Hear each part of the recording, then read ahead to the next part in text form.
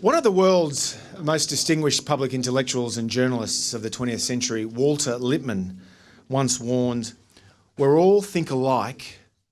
no one thinks very much." Where all think alike, no one thinks very much. Well, I think someone who thinks very much is our guest today. No one has better challenged the political and media and intellectual political conventional wisdoms in Washington and elsewhere than John Mearsheimer.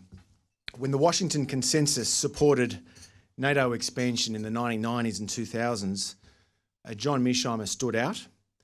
warning that it was likely to inflame Russian nationalism and encourage Moscow to play hardball to secure its vital interests in its near abroad. When the Washington Consensus supported the Iraq invasion in 2002-03, as well as all the US-led regime change interventions in the Middle East in the post-9/11 era, John Mearsheimer stood out, warning that the threat Saddam posed could have been contained as it had been since the 1991 Gulf War,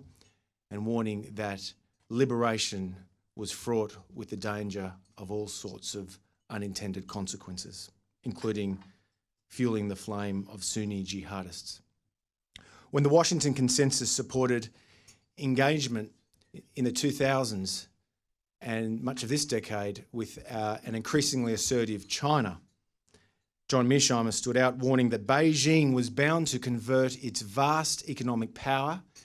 into vast military assets and pose serious threats to Hong Kong and the sovereignty of South and East China Seas and perhaps elsewhere,